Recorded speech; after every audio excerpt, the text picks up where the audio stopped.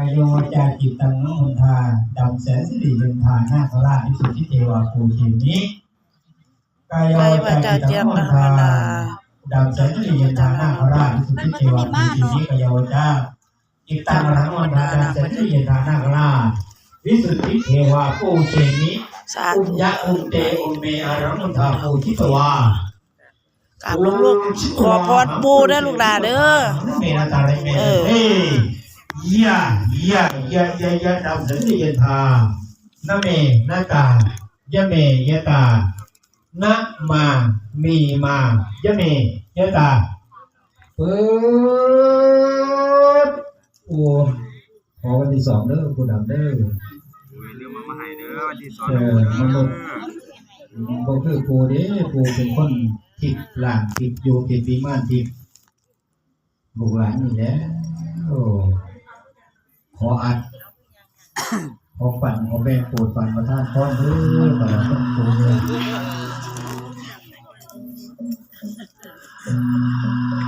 งสาธุวันทาสาธุสาธุสัทธาสุ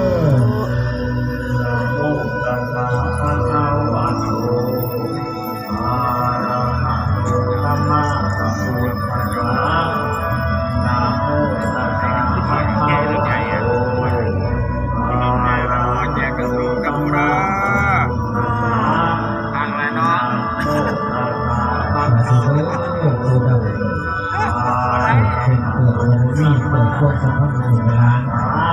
ตลอดทั้งล่างร่องถวายก็ดี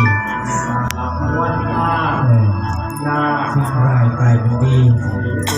สิ่งที่มันบ่ดีดี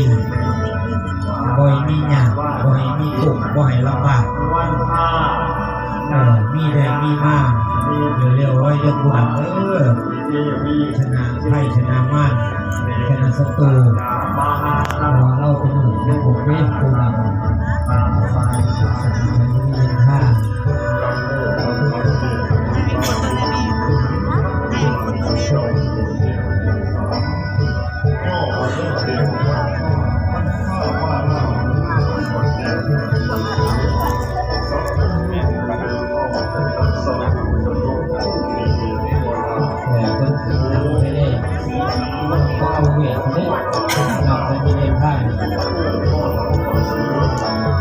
เป็นผู้พยานาคมีความสื่อสารผู้นำหักข้อมเขียนตรงข้อมเป็นธรรมแสดงว่าผู้นำหล่นเห็นไปเลย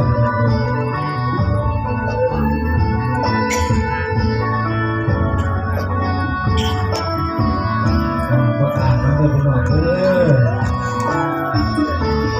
ไปแล้วมาแล้วทำเพื่อนโอ้โหเนี่ยแต่แม่คนยิงไปทางไหนโอ้ไม่กี่แต่เรามาอยู่คนไปแล้วคนตายเป็นไงก็ลากอะไรมีตัวลากบริสุทธิ์เนี่ยคนมาดูว่าทำไมคนดูเมตตามหานิยมสุดยอดค้าขายสุดการเกษตรดีมากเลยเป็นของกูเที่ยวเที่ยว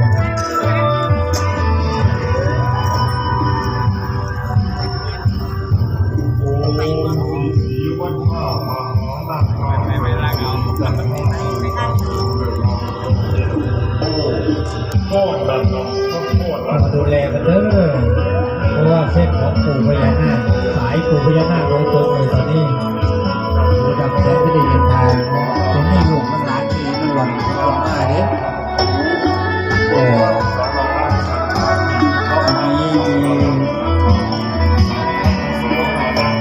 คือมันนั่งได้อยู่ที่พอยแม่ได้ว่าคนที่คนมีเส้นมันเอาไม่อยู่มันหลับต้องได้ทำถวาย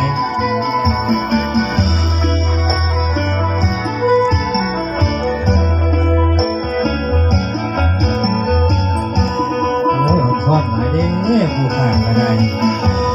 มีหน้าฟ้าไม่ยังสีเด้อแล้วบ่อยคักคนนี้